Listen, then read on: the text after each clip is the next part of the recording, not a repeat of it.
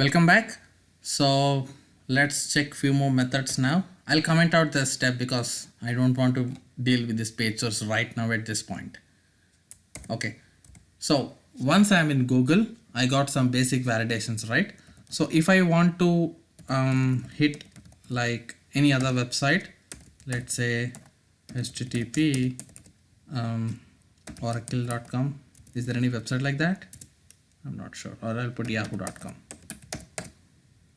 Okay, so when I write this step, from first it navigates to Google, and you know that when you give this step, this URL will be hit in your browser, and from Google the next step it goes to yahoo.com and it will navigate to another website because you are asking to hit this URL into your browser. Okay, this get stands for hitting URL, right?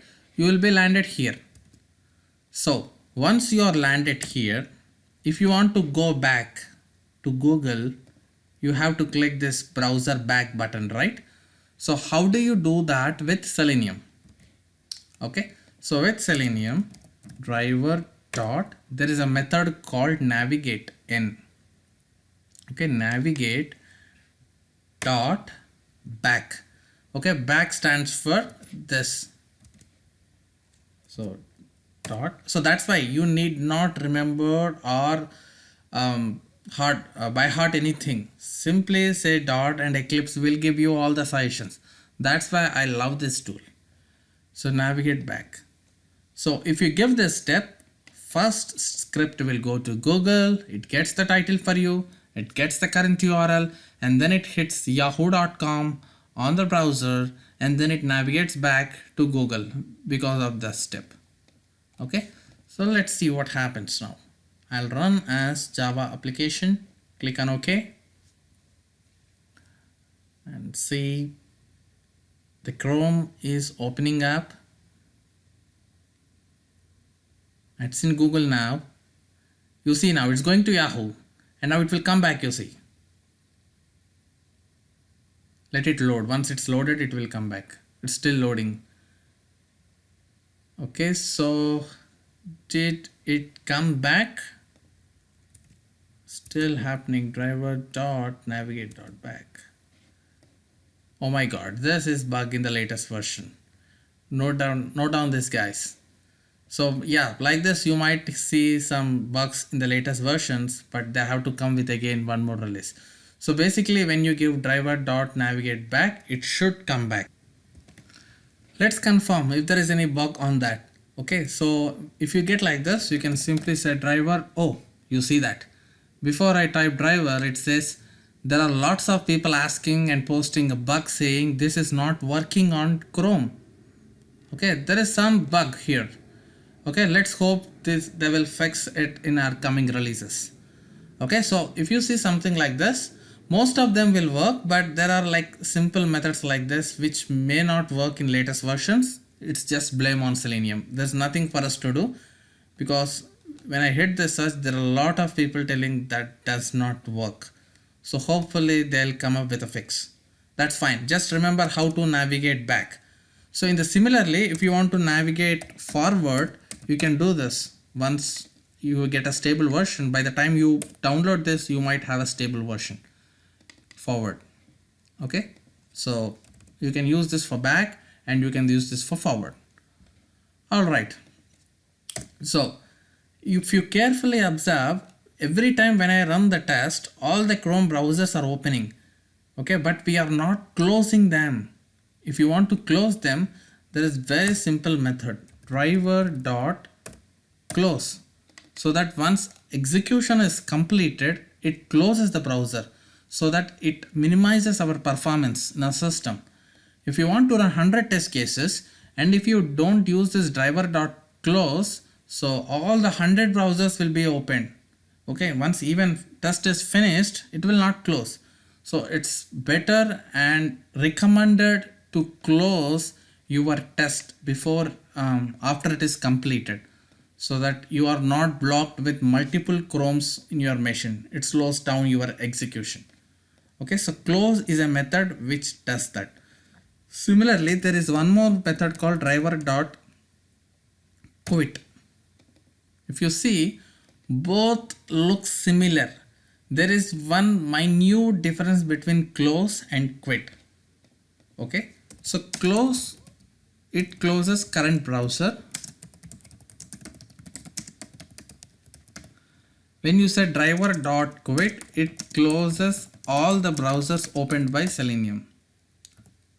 This is the only difference by Selenium script. Now let's assume that you are on google.com and you clicked on one link. Just assume. So that link will trigger another window. Okay, child window will be opened, and in the child window you will do some operation and click on link which will open another child window. So by end of your test you will completely see 3 windows opened by your test. Okay, so if you say driver.close, it will close only the window where you are in focus. So if you are in third window and if you say driver.close, only third window will be closed. But if you want to close all the windows opened by your Selenium script, then you will use driver.quit. Okay, so this driver.quit is used when you are dealing with child windows.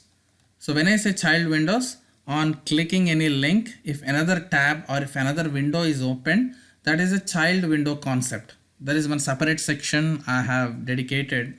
In the coming future you will get that section. So in this section I have clearly taught how to deal with child windows. At that particular time, if you use this quit, all the parent and child windows will close at a shot.